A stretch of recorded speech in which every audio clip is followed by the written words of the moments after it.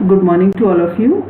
हम लोग आज रिसर्च प्रोसेस को कंटिन्यू करेंगे। ओके आपने अपने टेक्स्ट बुक में ये ब्रैकेट लगाया होगा, this research is a scientific process of inquiry that involves purposeful systematic and rigorous collection analysis and interpretation data to gain new knowledge. ये सब मैंने आपको एक्सप्लेन किया था, तो यहाँ से आप ब्रैकेट लगा लीजिए। नेक्स्ट जो आपको सीखना है that is flow chart 2, steps of quantitative research process. Okay तो ये जो मैंने आपको स्टेप्स बताया था नेक्स्ट पेज का, उसी का फ्लो चार्ट है। तो इस पेज में you have to study this one, flow chart 2। Okay और ये वाला स्टेप्स था जो मैंने बताया था, steps of research process. Okay ये इतना ही बस आपको जो पिछले बार मैंने बताया था उसमें से याद करना। Now we are going to start a new topic that is research problem. ठीक है, इसका पहला टॉपिक क्या है? Identification of research problem.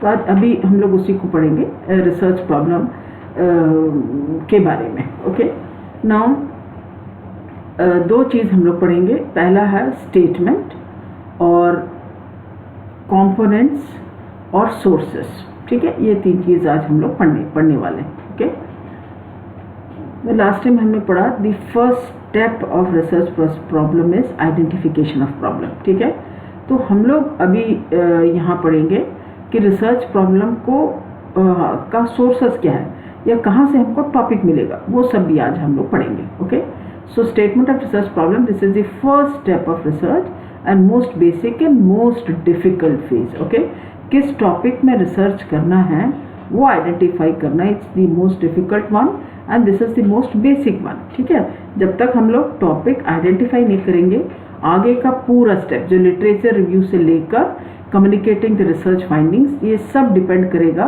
कि आपने किस टॉपिक में सिलेक्ट किया है। ओके तो इसीलिए this is one of the most difficult phase. Okay क्योंकि जो भी टॉपिक हम सेलेक्ट करते हैं हमको बहुत चीज़ सोच समझ के स्टडी करना पड़ता है। ऐसे ही हम लोग आज डिसाइड किए ठीक है हम लोग इसको ये टॉपिक में कर लेंगे, ऐसा हम नहीं कर सकते, क्योंकि हमको बहुत चीज़ देखना पड़ता है कि डाटा कलेक्शन के लिए हमको सैम्पल्स मिलेगा नहीं मिलेगा, इसका रिव्यू हमको मिलेगा कि नहीं, है ना, कैसे एनालिसिस करेंगे, क्या हम लोग वो वहाँ जा सकते हैं, या फिर जो भी एनालिसिस के लिए हमको, या जैसे उस दिन मैंने आपको आयरन डिफिशिएंसी बताया, HB टेस्ट करना है तो हमको किट मिलेगा कि नहीं, कौन टेस्ट करेगा। तो ऐसे बहुत सारी बातें हैं जिसको ध्यान रखना पड़ता है जब आप टॉपिक सेलेक्ट करते हैं। Okay so this is the, तो ये आप फर्स्ट पेज ये फर्स्ट लाइन को ब्रैकेट लगा जी, this is the first step of research and is most basic and most difficult phase. ठीक है, ये ब्रैकेट यहाँ क्लोज कर दीजिए।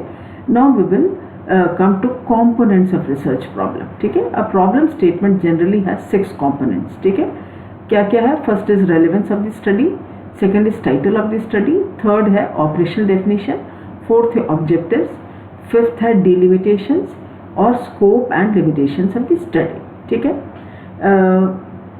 आप ये सिर्फ हेडिंग बस पढ़ लीजिएगा, क्योंकि ये हम लोग जो रिसर्च स्टडी GNM लेवल में करते हैं ये हम लोग पूरा डिटेल में लेते नहीं हैं। मैं आपको बेसिक चीज़ बता रही हूँ। फर्स्ट है रेलेवेंस ऑफ द स्टडी होना चाहिए। Okay relevance of the study मतलब जो भी मैं टॉपिक लूँगी रिसर्च के लिए वो एक ऐसा टॉपिक होना चाहिए कि जो मेरे प्रोफेशन से रिलेटेड रहे। फॉर एग्जांपल मैं अभी नर्सिंग कोर्स से संबंधित हूँ, है ना, तो मैं कोई ऐसा रिसर्च नहीं कर सकती जो मेरे फील्ड का नहीं है, क्योंकि मैं पहला अगर मैं टॉपिक सेलेक्ट करूँ तो मैं कर नहीं पाऊँगी।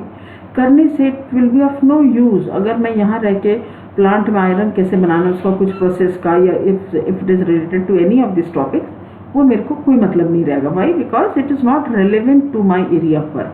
तो पहले मुझे क्या देखना है, इज़ इट रेलेवेंट। रेलेवेंट का मतलब ये है कि ये मेरे नर्सिंग प्रोफेशन से रिलेटेड है कि नहीं है। ठीक है, सेकंड है टाइटल। टाइटल मतलब एग्जैक्टली आपका क्या टाइटल, जैसे उस दिन मैं आपको बता रही थी, a study to assess the knowledge of GNM third year students related to iron deficiency anaemia. ठीक है, तो ये हमारा टाइटल हुआ। टाइटल हुआ मतलब हम लोग ये चाह रहे हैं कि आयरन डिफिशिएंसी एनीमिया में के बारे में GNM सेकेंड ईयर स्टूडेंट्स को कितना नॉलेज है। ठीक है, तो that is title of the study. ऐसा नॉलेज का हो सकता है, प्रैक्टिस का हो सकता है। जैसे अभी हम लोग हमारे डिपार्टमेंट में एक स्टडी कर रहे हैं, study to assess the prevalence and determinants of exclusive breast feeding in a selected village. क्या मतलब हुआ कि हम लोग एक विलेज सेलेक्ट किए हैं और हम लोग ये देख रहे हैं कि वहाँ पे जितने मदर्स हैं जिनके बेबीज़ कम से कम 6 मंथ्स हो चुके हैं, तो ये हम लोग देखना चाह रहे हैं कि कितने मदर्स लोग ने अपने बेबीज़ को एक्सक्लूसिव ब्रेस्ट फीडिंग किया। तो ये क्या होगा, प्रेवलेंस। फिर है डिटर्मिनेंट्स। डिटर्मिनेंट्स मतलब ऐसे कौन कौन से फैक्टर्स हैं जो एक्सक्लूसिव ब्रेस्ट फीडिंग को असर करेगा, उसका फिर लिस्ट बना के उसका हम लोग एनालिसिस कर रहे हैं। ठीक है, तो ये है टॉपिक, मतलब ऐसा बहुत सारे टॉपिक्स हैं, we have so many topics. So that is title of the study. ठीक है, that is title of the study.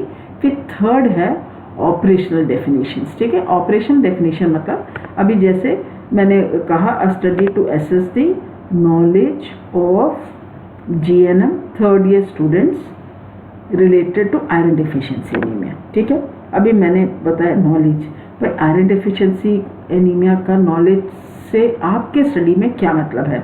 मेरे स्टडी में हो सकता है मैं ये चाहूँगी कि जो भी GNM के स्टूडेंट्स हैं उनको मालूम होना चाहिए कि डेफिनेशन क्या है, नॉर्मल HB वैल्यू क्या है, क्या इसका साइन एंड सिम्टम्स है, क्या इसका डायग्नोस्टिक टेस्ट है, क्या इसका मैनेजमेंट है। तो these are all knowledge aspect. Okay, तो मुझे डिफाइन करना, मुझे लिखना पड़ेगा ऑपरेशनल डेफिनेशन में, मतलब मेरे स्टडी में उस वर्ड का नॉलेज का मतलब क्या है। Second is iron deficiency anaemia. तो आप आयरन डेफिशिएंसी एनीमिया इस स्टडी में क्या समझ रहे हैं वो आपको लिखना पड़ेगा। थर्ड है GNM स्टूडेंट्स। GNM स्टूडेंट्स पूरा दुनिया में है ना, पर GNM स्टूडेंट्स इस स्टडी में I am talking about GNM third year students और may be second year students who are studying in PG college of nursing Bhilai. तो आपको कॉलेज के नाम से फिर वो बच्चों को स्पेसिफाई करना पड़ेगा। तो ऐसा जो भी वर्ड्स हम लोग स्टडी करते हैं, है ना, तो उससे रिलेटेड हमारे टॉपिक में उसका क्या मतलब है वो आपको लिखना पड़ेगा। That is called as operational definition of variables. ठीक है, फोर्थ है ऑब्जेक्टिव्स ऑफ स्टडी। स्टडी का ऑब्जेक्टिव्स क्या है, जैसे study to assess the knowledge of students related to iron deficiency anaemia. ठीक है, तो मेरा ऑब्जेक्टिव रहेगा, सपोज मैं ये देखना चाह रही हूँ कि मैं GNM स्टूडेंट्स को एक क्लास लूँगी आयरन डेफिशिएंसी एनीमिया के बारे में, और मैं ये देखना चाह रही हूँ कि पहले कितना नॉलेज था और क्लास के लेने के बाद कितना नॉलेज हुआ। तो मेरा ऑब्जेक्टिव रहेगा study to a pre test knowledge और students on iron deficiency anaemia. Second objective will be to take a class on iron deficiency anemia. Third will be a study to assess the post test of iron deficiency anemia. Fifth will be to compare iron pre and post का findings को compare करना. So this is all components. ठीक है, limitations and limitations को भी आप छोड़ दीजिए। ये four topics are very important. First is relevance of the study, हमारे स्टडी से रिलेटेड होना चाहिए, और दूसरा है टाइटल ऑफ द स्टडी, आपने एग्जैक्टली क्या टॉपिक्स चूज किया है, दैट विल बी देयर, और उसका एक एक वर्ड का हमको मतलब बताना पड़ेगा। ठीक है, so that is operational definition. Operational definition का मतलब ये है मेरे स्टडी में ये वर्ड्स का क्या मतलब है, दैट हैव टू स्पेसिफाई। और उसके बाद है ऑब्जेक्टिव्स, मेरे स्टडी का क्या ऑब्जेक्टिव्स है। So these are all components of research problem. ठीक है, अब हम लोग आएंगे what are the sources of research problem. Okay, sources of research problem में ये है कि फर्स्ट इज मुझे टॉपिक मिलेगा कहाँ से। ठीक है, तो पहला टॉपिक जो मिलेगा, पहला जो एरिया है दैट इज प्रीवियस रिसर्च, है ना। प्रीवियस रिसर्च का मतलब ये है कि जैसे मैं नेट में ये डाल रही हूँ studies related to iron deficiency anaemia among GNM students. ठीक है, तो मैं जैसे डालती हूँ गूगल में तो मुझे कुछ लिस्ट मिलता है। ठीक है, तो ये पहला सोर्स है। कौन सा सोर्स है? Previous research. किसी और ने आयरन डेफिशिएंसी एनीमिया में रिसर्च किया है कि नहीं किया है, अगर किया है तो किन लोगों पे किया, कैसे किया, क्या उनका फाइंडिंग्स था, ये इसका क्या है? Previous research. मैं अभी कर रही हूँ 2020 में, but somebody else has done a study elsewhere, पहले कहीं दूसरे देश में या दूसरे जगह में या फिर हमारे देश में किसी ने स्टडी किया है, तो वो है प्रीवियस रिसर्च। तो उससे मुझे एक टॉपिक मिल जाएगा, वो लोग ने वहाँ किया, GNM स्टूडेंट्स पे किया, उनका ये फाइंडिंग्स आया, तो यहाँ के लोगों में कितना फाइंडिंग्स है वो मैं देखना चाह रही हूँ। तो this is first thing, that is previous research. दूसरा क्या है? Everyday observation and experience. आप वार्ड में काम कर रहे हैं, तब आपने देखा कि वहाँ जो सपोज आप पीडियाट्रिक वार्ड में काम कर रहे हैं, है ना, पीडियाट्रिक वार्ड में काम किए हैं, और लोगों से आप बातचीत कर रहे हैं, तो आपने ये महसूस किया कि बहुत कम लोगों को ब्रेस्ट फीडिंग के एडवांटेजेस के बारे में पता है, बहुत कम लोगों को। So this becomes your topic of study, है ना। अरे बहुत कम लोगों को पता है, तो मैं एक स्टडी करती हूँ जिसमें मैं पता करूँ कि पहले कितना नॉलेज था, फिर मैं उनको हेल्थ टॉक दूंगी, या तो एक पावर पॉइंट प्रेजेंटेशन दूंगी, या तो फिर मैं पैम्पलेट बना के उसमें ब्रेस्ट फीडिंग के बारे में सब बताऊंगी। उसके बाद फिर मैं देखूंगी पोस्ट टेस्ट में उनका कितना बढ़ रहा है knowledge. So this is your day to day observation, okay, day to day observation. या हो सकता है आप सर्जिकल वार्ड में गए तो आपने देखा डीप ब्रीदिंग एक्सरसाइजेस बहुत कम कर रहे हैं, जिससे लोगों को रेस्पिरेटरी प्रॉब्लम हो रहा है, तो आपने डिसाइड किया कि नहीं, इसको हमको एक इंटरनेशनल स्टडी के रूप में देख के करना पड़ेगा। तो इस तरीके से आप डीप ब्रीदिंग एक्सरसाइजेस सिखाकर फिर आप देख रहे हैं कि उनका लंग का वॉल्यूम कितना बड़ा, रेट में कुछ फ़र्क आया कि नहीं, है ना, ये सब आप चेक करें। तो ऐसा हमारा रोज़मर्रा के जीवन में जो हमारा एक्सपीरियंसेस है, हो सकता है थियोरेटिकल बेस्ड हो सकता है प्रैक्टिकल बेस्ड हो, तो जो भी एरिया जो हमारा डे टू डे ऑब्जर्वेशन है, so that becomes your topic. Third is nursing literature. Nursing से बहुत सारा लिटरेचर, अभी अगर आप हमारे लाइब्रेरी गए होंगे, बहुत सारा थीसिस वहाँ रखा है, जर्नल्स रखा है, मैगजीन्स रखा है, न्यूज़पेपर में पब्लिश होता है, इंटरनेट में है। So these are all nursing literature, ठीक है। फिर है सोशल इश्यूज़। सोशल इश्यूज़ मतलब सामाजिक कुछ इश्यूज़ हैं जो आपका रिसर्च का टॉपिक बन सकता है, ठीक है। So these are the social issues. For example आप कम्युनिटी फील्ड में जा रहे हैं, देख रहे हैं कि बहुत लोगों को मैल न्यूट्रिशन है, ओके, या फिर लोगों को पढ़ाई में इंटरेस्ट नहीं है, या फिर दे आर लेस एजुकेटेड, ठीक है, या फिर उनका एजुकेशन के प्रति कम लगाव है। So these are all social issues जिसके पर आप अपना रिसर्च कर सकते हैं, ठीक है। या फिर आप जिस जगह में जा रहे हैं, आपने देखा कि बहुत लोग स्मोकिंग कर रहे हैं, उनको स्मोकिंग का हेल्थ में क्या असर है ये उनको पता नहीं है। So this can B one of the topic of research, ठीक है। फिर है थ्योरीज मतलब मैंने आपको बताया था कि बहुत सारे नर्सिंग थ्योरिस्ट है जिन्होंने अपना थ्योरी बनाया है। So that can be your topic, ठीक है। फिर है ideas from external sources. External sources मतलब जो हमारे टेक्स्ट बुक में नहीं लिखा है पर बाहर किसी के सोर्स से हम लोग को पता चला। So that can be external sources, ठीक है। फिर है पेशेंट्स रिलेटिव्स फीडबैक, ठीक है। वार्ड में कुछ पेशेंट्स एडमिट थे, उन्होंने कुछ आपको फीडबैक दिया, है ना। और जैसे आप H3 वार्ड में काम कर रहे हैं, कुछ पेशेंट्स को आपने डीप ब्रीदिंग एक्सरसाइज सिखाया अलग अलग तरीके का, ठीक है। और पेशेंट्स बोल रहे हैं कि अरे मुझे अभी बहुत फ़र्क लग रहा है ना। So they have given the feedback, तो आपको लगा रही तो वाकई में बहुत अच्छा है, तो फिर let me teach others also, और इसको हम लोग स्टैटिस्टिकली प्रूव करेंगे कि ये बेटर है कि नहीं है, कि कोई असर नहीं है, जो भी हम चेक करके पता करेंगे। तो that is patients or relatives feedback, ठीक है। उसके बाद एम्पेरिकल इंटरेस्ट आप छोड़ दो, यहाँ से आगे का आप छोड़ दो, मैं बस यहाँ पे बताना चाह रही हूँ ब्रेनस्टॉर्मिंग मतलब आपस में डिस्कस करके कुछ आइडियाज़ जनरेट करते हैं, है ना। कोई टॉपिक अरे ठीक है, कौन से टॉपिक पर रिसर्च करना चाहिए, सब लोग अपना अपना व्यूज़ दे रहे हैं, इसको हम क्या कहते हैं, ब्रेनस्टॉर्मिंग, ठीक है। इसमें इतना सारा है, इसमें से केवल आप 5 पढ़ लीजिए, okay. Sources of research problem में please study at least 5। So this can be previous research, everyday observation, nursing literature, social issues et cetera et cetera, ठीक है। तो ये है सोर्सेस ऑफ रिसर्च प्रॉब्लम। अब हम लोग आएंगे criteria for selection of good research problem, ठीक है। क्या क्या क्राइटेरिया होना चाहिए, ठीक है। सिग्निफिकेंस टू नर्सिंग प्रोफेशन, ये हमारे नर्सिंग प्रोफेशन के लिए मतलब को होना चाहिए। उसका मतलब हमारा जो रिजल्ट्स है इससे क्लिनिकल नर्सिंग इम्प्रूव होना चाहिए, थ्योरी का मैटर बढ़ना चाहिए, ठीक है। करंट नर्सिंग प्रैक्टिस है उसमें कुछ प्रॉब्लम सॉल्व होना चाहिए। सो दीज आर, इसको हम क्या कहते हैं, significance to research to nursing profession.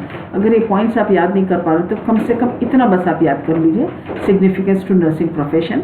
Second is it should be original मतलब जो है एक्चुअल स्टडी का फाइंडिंग्स होना चाहिए, should not take from others. Topic हम सेलेक्ट कर सकते हैं, जैसे for example iron deficiency anaemia शायद शंकरा कॉलेज ने किया होगा, but there GNM students are different, our students are different, तो you may take that same topic but it has to be original study, ठीक है। उसके बाद है it has to be feasible. Feasible का मतलब ये है, जैसे मैं आपको बता रही थी जीएनएम स्टूडेंट्स मैंने सेलेक्ट किया, तो जीएनएम स्टूडेंट्स अभी अवेलेबल है नहीं है, कब मिलेंगे, है ना। फिर जैसे मैंने प्लान किया कि ठीक है एचबी टेस्ट करना है, आयरन डेफिशिएंसी एनीमिया है कि नहीं। अगर suppose if you are doing in a community and you are interested to know कि वहाँ आयरन डेफिशिएंसी एनीमिया का प्रेवलेंस कितना है, तो फिजिबल मतलब मुझे तो एचबी टेस्ट करना आता नहीं है, तो फिर मैं कैसे टेस्ट कर सकती हूँ, तो टेस्ट करना इज़ नॉट फिजिबल, ठीक है। तो आपका टाइमिंग और जो भी इंस्ट्रूमेंट आप यूज़ कर रहे हैं सारा चीज़ का फिजिबिलिटी देखना पड़ता है। फिजिबिलिटी मतलब वो एप्लीकेबल है क्या, है ना। तो फिर मुझे एचबी टेस्ट करना नहीं आता, ना ही मेरे पास पैसा है किसी को अप्लाई करने के लिए, तो मैं क्या करूँगी, ठीक है I will not use that prevalence, फिर मैं सिर्फ नॉलेज पता करके आऊँगी, ठीक है। तो फिजिबिलिटी ये हमको चेक करना पड़ता है इन रिलेशन टू हमको डाटा कलेक्शन करने के लिए सब्जेक्ट्स मिलेगी कि नहीं। सब्जेक्ट्स मतलब ये वो लोग हैं जिस पे हम लोग डाटा कलेक्ट करते हैं। फॉर एग्जांपल मेरा टॉपिक है a study to assess the knowledge of iron deficiency anaemia among GNM students, ठीक है। तो जीएनएम के जो स्टूडेंट्स हैं, सपोज मैं सेकेंड ईयर स्टूडेंट्स लिख रही हूँ, तो second year students will be my subjects. जिन लोगों में मैं डाटा कलेक्ट करना चाह रही हूँ वो दे बिकम माई सब्जेक्ट्स, ठीक है। तो सब्जेक्ट्स है कि नहीं है वो देखना पड़ेगा, फैसिलिटी, इक्विपमेंट, पैसा, एथिकल कमिटी से अप्रूवल मिला है कि नहीं, ये सब पता करना पड़ेगा। Next is time.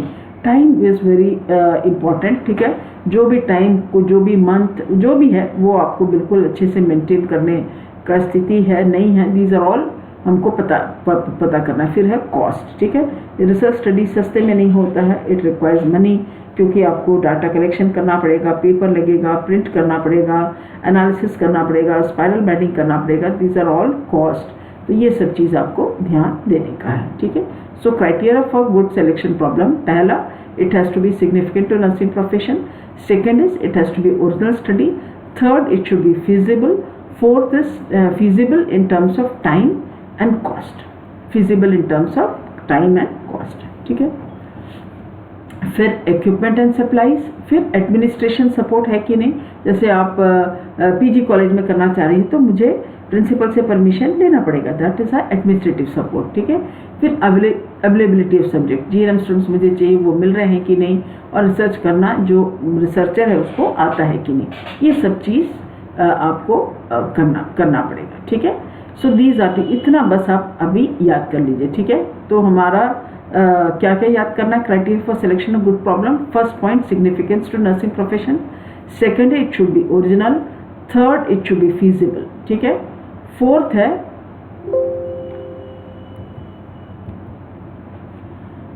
है equipments and supplies, feasibility in terms of time, cost, फिर है equipments and supplies, administration support, ठीक है। और उसके बाद रिसर्चेबल होना चाहिए। रिसर्चेबल मतलब मैं कोई ऐसा टॉपिक नहीं चूज कर सकती जिसमें मैं रिसर्च नहीं कर सकती, it has to be topic which can be research, तो वही टॉपिक आपको सेलेक्ट करना है, ठीक है। So this has to be researchable. फिर उसके बाद है करंट मतलब जो प्रॉब्लम अभी हम फेस कर रहे हैं उस पर स्टडी करना है। ऐसा कोई टॉपिक जो पहले यूज़ होता था अभी हम यूज़ नहीं करते, उस टॉपिक हम स्टडी नहीं कर सकते। So it has to be an current issue, और it has to be interesting, और जब तक इंटरेस्टिंग नहीं होगा तब तक कोई इन्वॉल्व नहीं होना चाहेगा, तो it has to be interesting, ठीक है। सो दिस इज इतना ही आपको रिसर्च प्रॉब्लम के बारे में पढ़ना है। क्या क्या पढ़ना है, फर्स्ट इज ये वाला line, this is the first step of research and most basic and most difficult phase of research. इसमें आप ब्रैकेट लगा दीजिए। कंपोनेंट्स में फर्स्ट है relevance of the study, second title, third operational definition of variables, fourth objective, इसका 4 point, और sources में से कोई भी 5 पॉइंट आपको समझ पढ़ना है वो आप कर सकते हैं।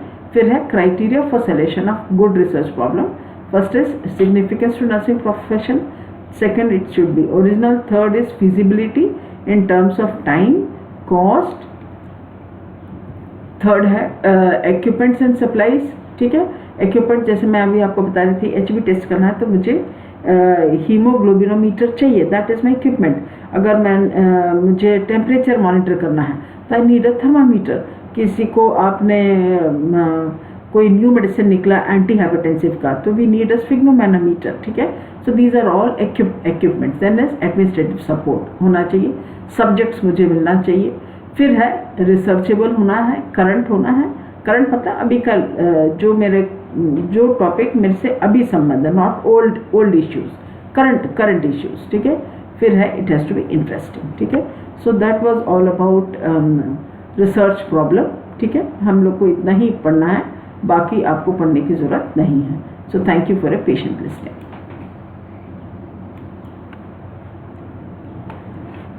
ठीक है, कल का क्लास का हो गया। These are very dry subjects, ज़्यादा नहीं झेल सकेगा बच्चा। हो गया? हाँ, आज का हो गया। अरे मैं तो क्लोज नहीं करी, ओहो।